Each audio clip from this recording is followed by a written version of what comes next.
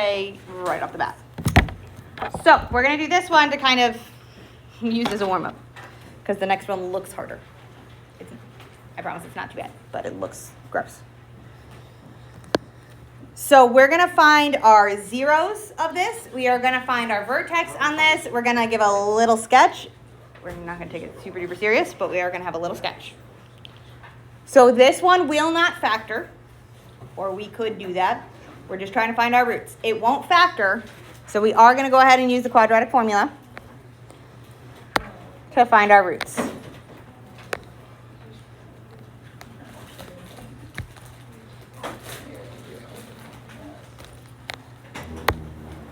So remember to just be careful when we're substituting pieces in. Our -2 here is our A. Our +16 is that B. And our -26 is our C. So they've specifically told us to use the quadratic formula. We also can tell because it does not factor. So when we fill this in, we're going to have our opposite of 16 plus or minus our square root. 16 squared minus 4 times our A. Do we have a question, guys?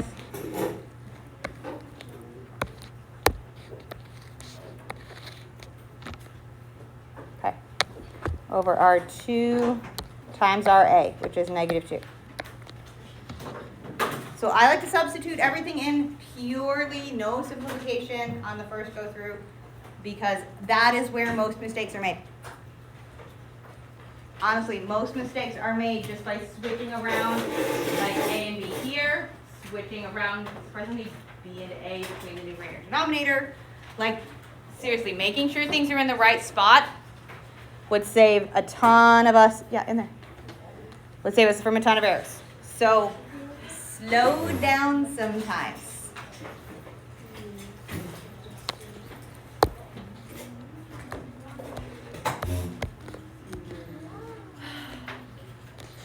So we're going to have our -16 plus or minus what? What do we get in our radical over here? What do we get next?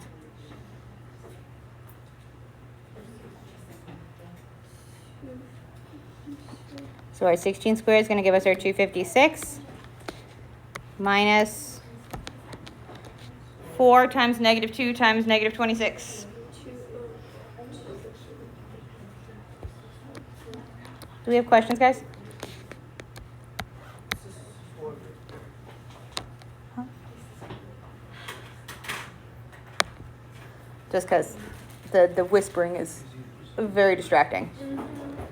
So I understand if we are working ahead, I need you to not be whispering to your neighbor. It is very, very distracting. Like, you can work ahead. More power to you. It's the conversation that's the problem. It's just like trying to work in a busy airport. It's overstimulating. So, continuing to go simplifying this. We have our -16, our -4. We got plus or minus. What do we have inside our radical? 48. So we can simplify that. We can simplify that radical a bit.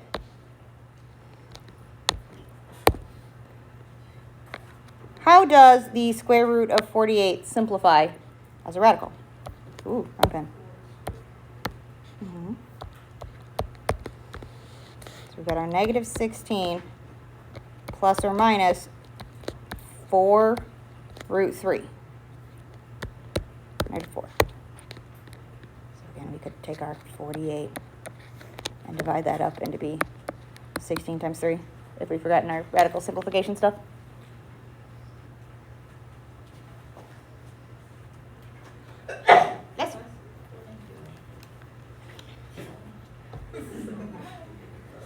So we can simplify this still here because 16 divides by -4 and 4 will divide by -4. So this is going to be our 16 divided by 4 negative 16 divided by negative 4 gives us a positive 4 plus or minus negative 4 root 3.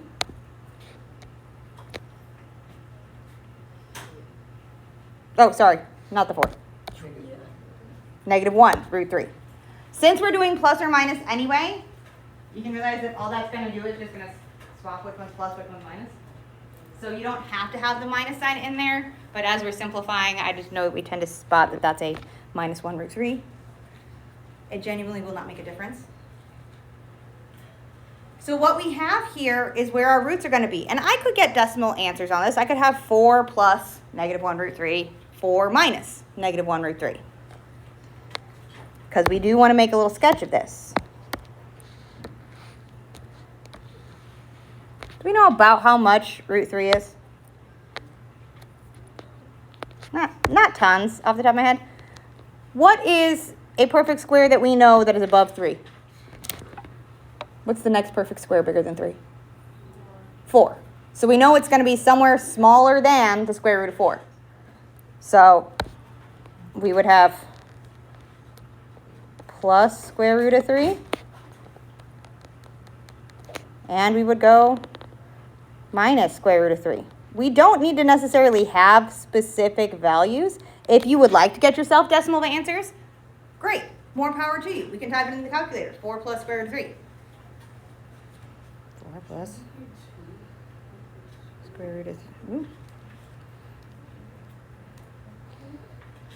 It would be about 5.7-ish to the right. And if we did 4 minus square root of 3, it would be about 2.25, about 2 1/4. We don't necessarily need to have exact values, but what we do know is that we have 2 real roots. These are real answers. It's just somewhere on either side of 4 because we have this 4 plus or minus.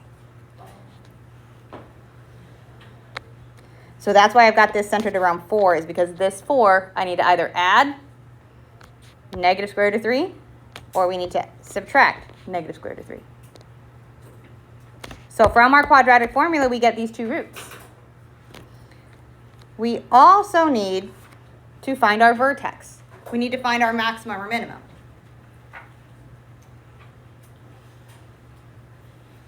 So what do we need to do first to find our vertex?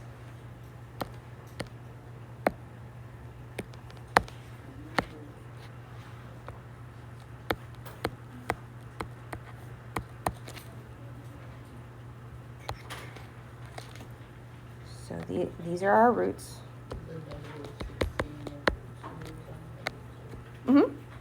Yeah, we'll find our axis of symmetry. I'm going to zoom it in. I promise I'll be able to zoom back out to everything. Just because my handwriting is trash if I have it that far out. So that's when we have our opposite of b over 2a. So if we use those same values from our quadratic formula, the x value of my vertex, we're going to have our opposite of our b, which was positive 16, over 2 times our a, which was that negative 2.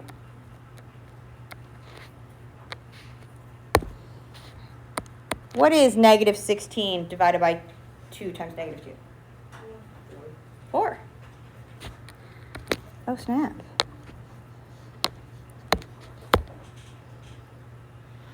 It's going to be this 4 as well. This is the same 4. Because this is our opposite of b over 2a. So this is also our axis of symmetry here. If we wind up with a plus or minus, that's in the middle. That's where our axis of symmetry is going to be. So our vertex is going to be somewhere right here. We've just got to figure out the y. How do I get the y value? Substitute it in. Plug it in, plug it in. I'm going to take my 4 that we know is where our vertex should be, and I'm going to figure out my y by putting it in this guy. So we substitute it in to get the y value. So our y, sorry, pen. Our y is going to be our negative 2 times our 4 squared plus 16 times 4 minus 26.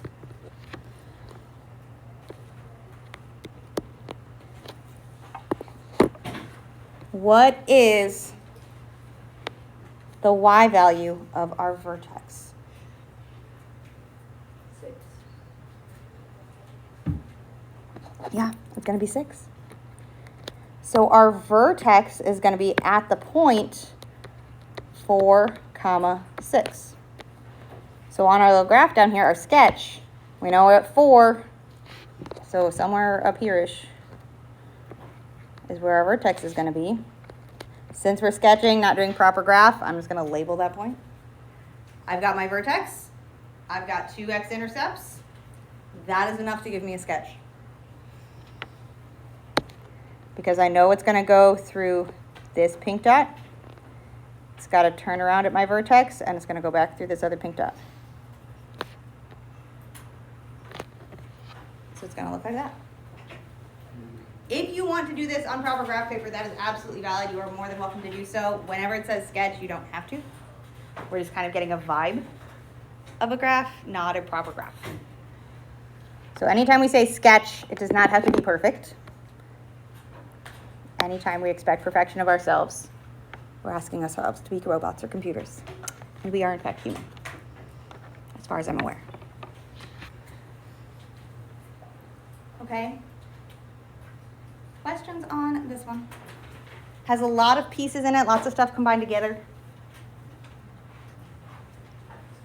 Nothing groundbreakingly new, but obnoxious nonetheless. Okay, there is a question on the homework that we look at it, go, and panic, and then skip. And I don't want us to. So we're going to do one very, very, very much like it. It has a picture in the book. I have a copy of it for you because we look at it and we panic, and I don't want us to. So I'm going to put it up here, and then I'm going to say, breathe.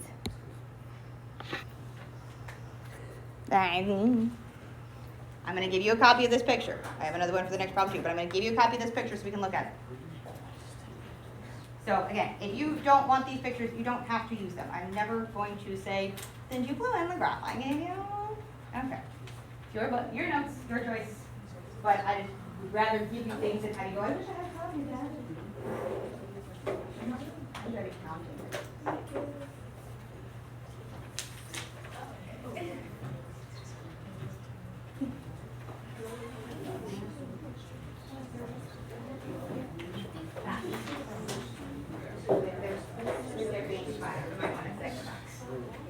All right, so there is a question on the homework very, very much like this, where there's a picture with a very green section.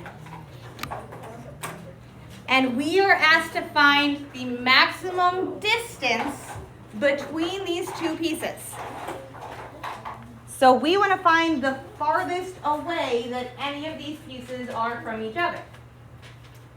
And it's very, very tempting to say, well, clearly it's going to be the vertex. But that may or may not be the case. What we're going to do when we're looking at the difference between these things, I want to find how far apart they are. I want to find the change between them. I want to find the difference. Difference means we're going to need to do subtraction. I want to know the difference between my parabola here and my line. Yep, slowing down. I'm just going to point out a couple of things. I'm not going to start writing. I'm just going to point out a couple of things. These are the equations. This is the equation for my parabola, is this top one. And the equation for my line is this x minus 2. So we have the equation for the parabola. We have the equation for the line. I want to find the difference between them.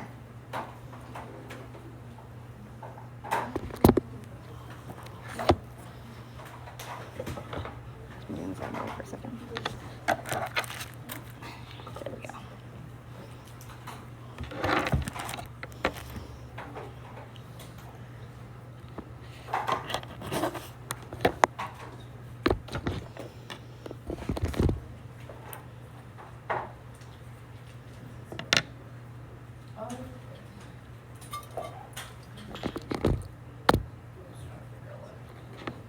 Oh, sorry. what we're going to do is we're going to look at this picture and we're going to figure out which one is higher, which one's on top, which one is higher in the area we're looking at, the parabola or the line? The parabola. So if we want to know the difference between the parabola and the line, what we're going to really be doing is we're going to take the parabola and we want to subtract that line to get the distance. That's how we figure out how far apart they are. It's going to give us an equation. But we know both of those pieces. I know the equation for the parabola. It's this guy up here. I know the equation for the line. It's that guy down there. So what we're going to do is we're going to substitute both of those pieces in. If my parabola is this guy, that's going to be our minus 2x squared plus 4x plus 3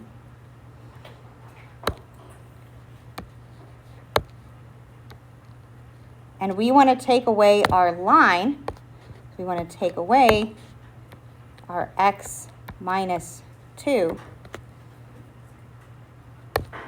That's going to give us that distance.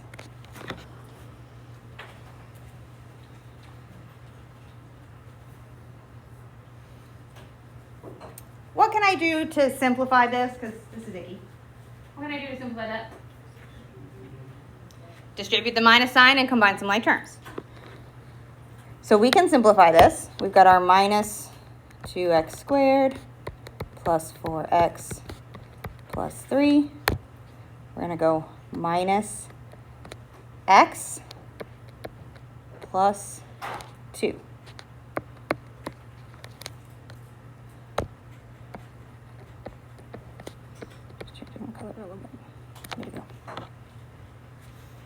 And then when we combine those like terms together, what do we get?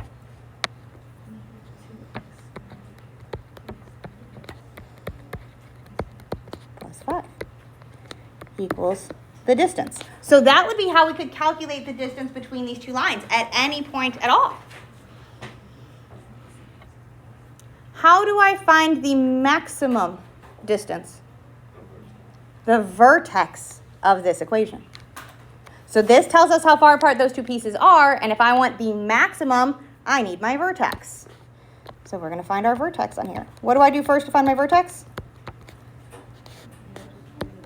Negative b over 2a. So we're going to have our opposite of 3 over 2 times negative 2. What is the x value of my vertex? Not 3/2. 3/4. We wind up with a positive 3/4. So that means my maximum distance is not right at my vertex here, which was 1. It's just a smidge off to the side. But we want to find how far away that is. What is the distance? So I know my vertex is happening when x is 3/4. Let's find that distance.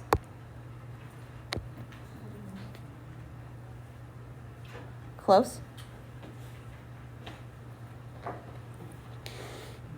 Because to find our distance, we're going to substitute that in, including that denominator. 3/4 squared plus 3 times our 3/4 plus 5. I'm just going to double check this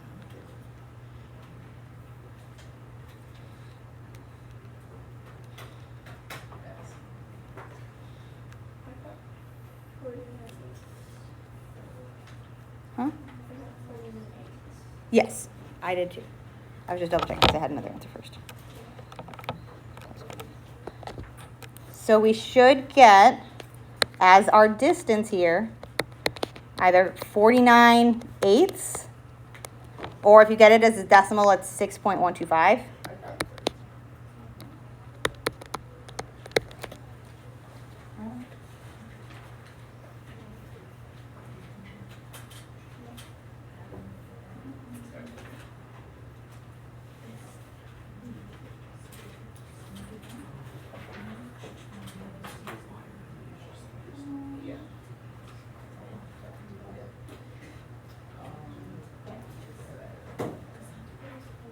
Super duper close. Super duper close. So the distance between our parabola and our line is going to be this distance of 49/8 or 6.125. That's how far apart they are. So this is our answer here on this one.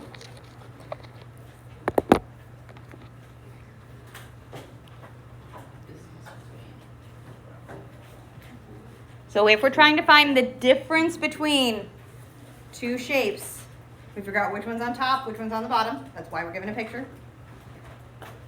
Top minus the bottom. If we're finding our maximum, bless you, that's when we're going to find our vertex. So they look really scary because they've got a couple of things and there's some weird shading going on.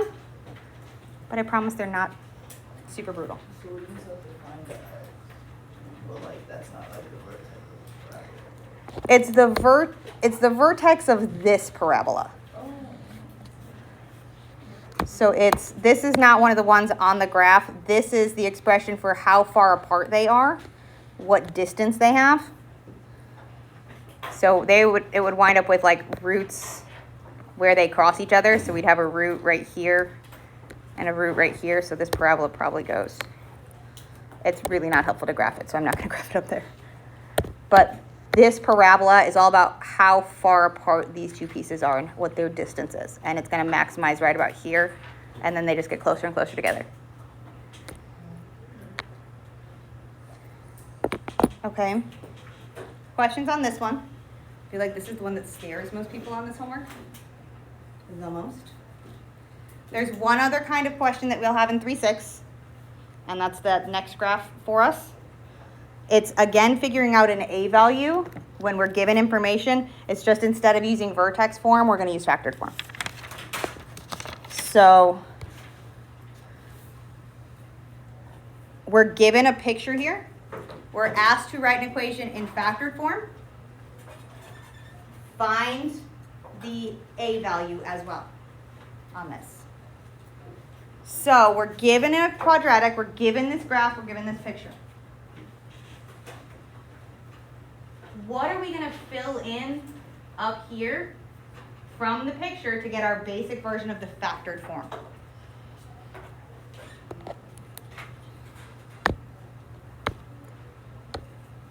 How can I fill in something on this equation?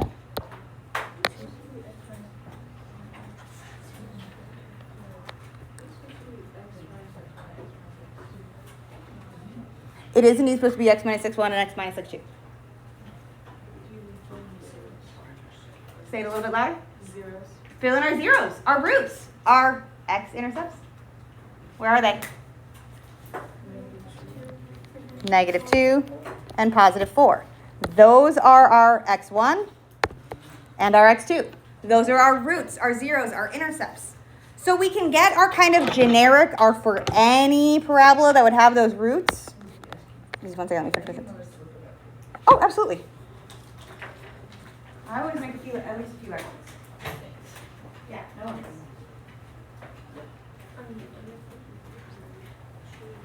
So we can get our any version of an equation that has these roots, that kind of generic, by filling in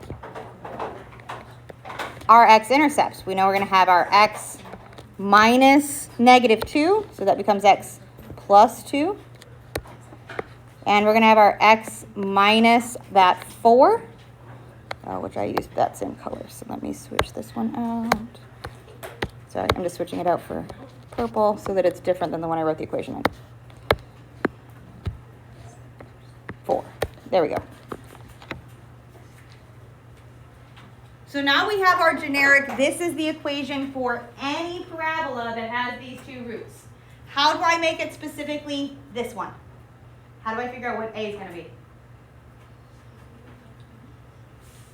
Substitute in what? The point we're given. We're given a point. It's there. So I can use this as an x and a y because this should make it true. That'll help me figure out what A is going to be.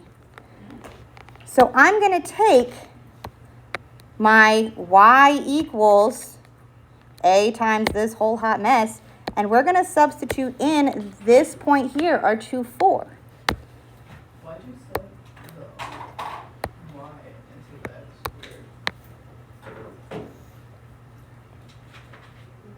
Reword.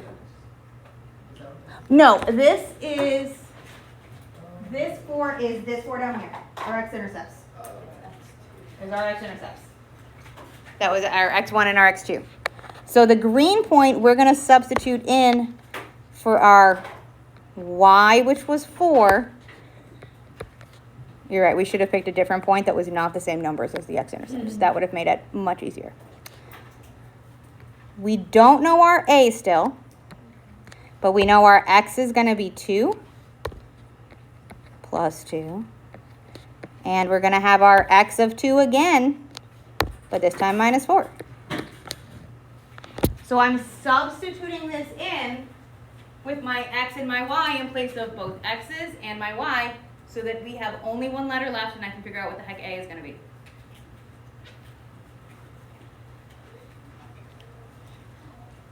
So as we come through to simplify this a bit, we're going to have our 4 equals a times 2 plus 2 gives me 4. And 2 minus 4 gives me negative 2. Which means 4 is the same thing as a times 4 times negative 2. Negative 8a. So what is our a going to equal? Negative 1/2. 4 over negative 8, which simplifies down to be negative 1/2. So our equation for this parabola for realsies is our y equals that negative 1/2 x plus 2 x minus 4. So finding the a value in our factored form is exactly the same as when we found it in the vertex form, where we fill in what we can about the general equation, and then we plug in a specific point to figure out a.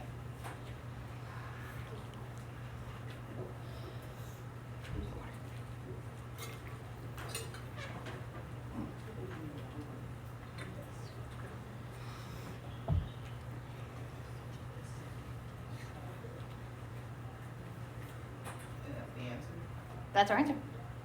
Because all we had to do was find the equation. There we go.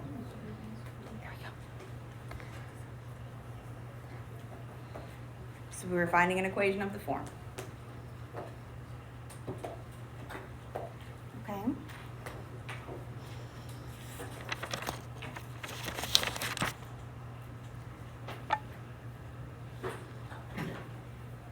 Questions about this one? Or anything we've done for 3-6 so far?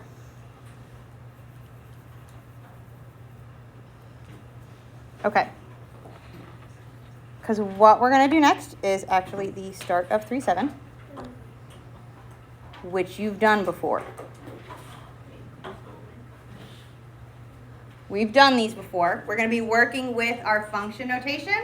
We're going to do operations with our functions, and we're going to wind up doing our composition, the f of g, g of f, fog and golf, those kind of guys. But we're going to start by doing some operations on our functions. So it'll be written sometimes in weird ways like this, where it says f plus g of x. What f plus g of x means is I need to take my f of x and add g of x. F plus g of x just means f of x plus g of x. We're going to add them together. So very similarly, when we have f minus g, that's going to be that I would take my f of x function, and we're going to subtract our g of x.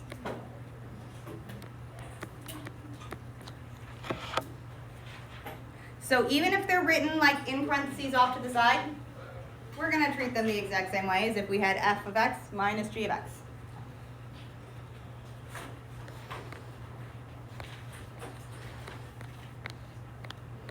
Bring these over so they kind of line up-ish. Or is that really far away? So then very, very similarly, if we have fg of x, or if it says f dot colored in, not open circle, dot g, that means we're trying to take our f of x and we are going to multiply it by our g of x. We are very rarely going to use a dot in between here simply because it's really hard to tell if that is a closed circle or the FOG for our composition. So we tend to do just either the FG smushed together, or we'll put like a star instead, so like the multiplying star. Simply because we don't want it to be a printing error that makes us think composition as opposed to multiplication. And then shock of all shocks for f over g of x means we're going to divide them. F of x over g of x. We are not going to do a ton of simplifying on these kind of dividing ones. Unless it's like a monomial, then we can divide that where we have just a simple thing to simplify. Most of what we're going to talk about with these division ones is going to be that my g of x cannot equal 0 because it's in my denominator. So what that's going to do is that's going to change our domain on our operating on function.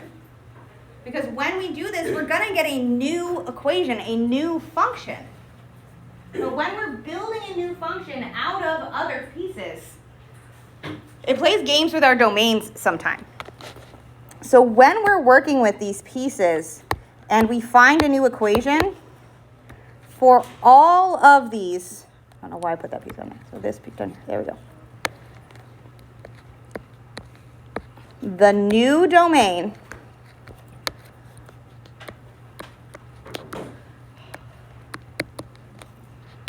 must be within the domain of both original functions.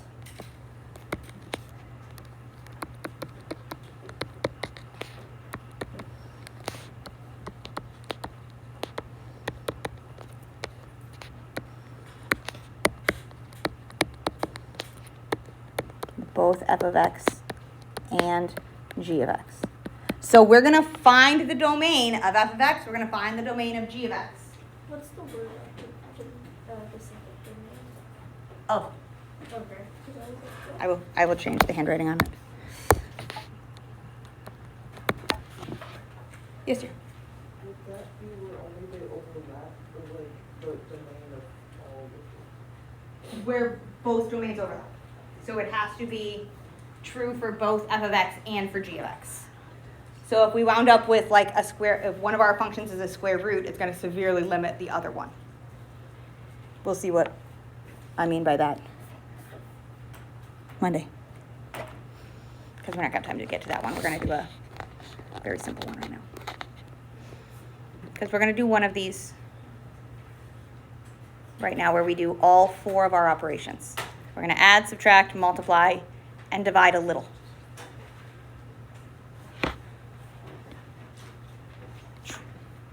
So, oh, that is in a terrible place. We've got our f of x is going to be x squared plus 2. I'll recopy it down.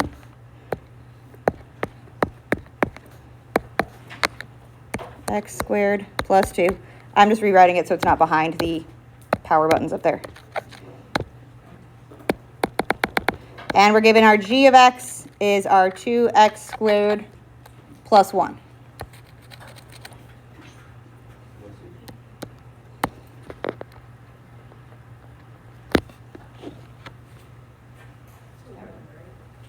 That's a 1, correct. Sorry, formatting on this one is being obnoxious. There we go. Plus 1. So the first thing we're going to do is we are going to add them together. We're going to take our f of x, which is our x squared plus 2, and we are going to add that to our g of x, which is 2x squared plus 1. So adding them together We're just going to combine some like terms. What do we get when we add these together? 3x squared plus 3. What is the domain of our f of x?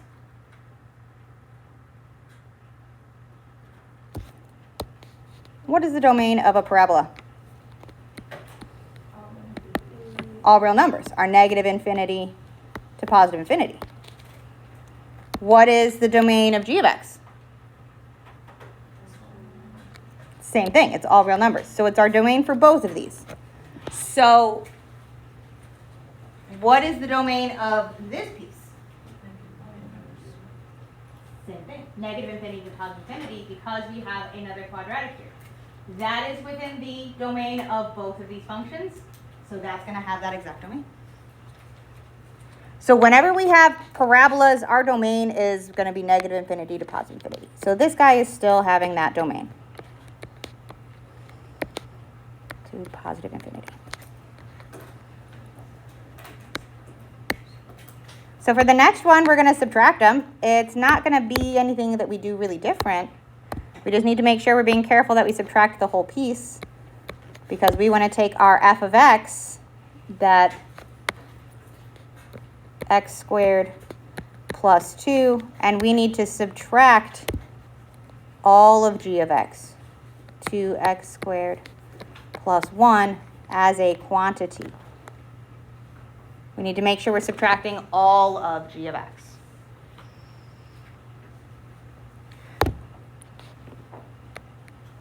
What do we get when we simplify that? Not the same thing.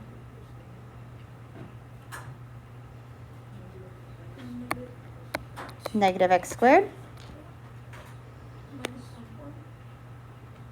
Okay.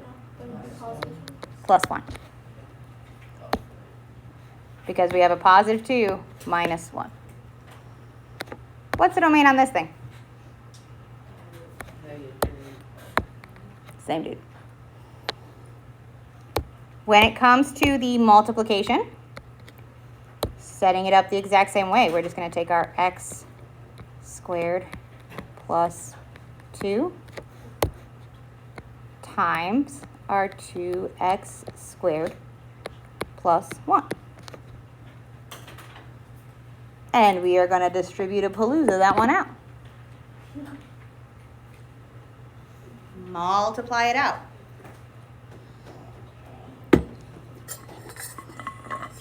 out of water. So when we multiply this out, we're going to have our x squared times 2x squared. So it's going to give us 2x to the 4th. My x squared times 1 gives us a plus 1x squared. 2 times 2x squared gives us a 4x squared. And 2 times 1 gives us a 2. We are going to want to combine our like terms to simplify it as much as we can. So what is our final solution here? Plus 5x squared plus 2. What's the domain on that one?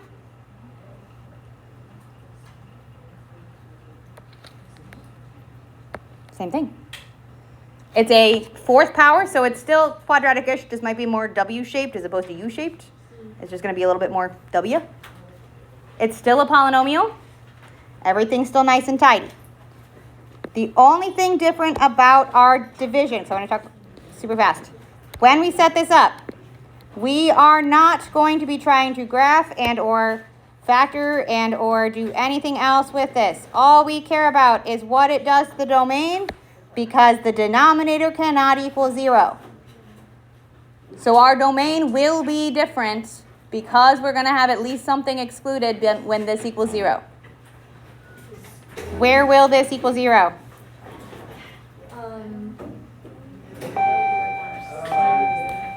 That we could find out. Set it equal to 0 and solve for x. And in fact, it would have imaginary roots, so it actually would work. We're going to have more of these that will work on Monday.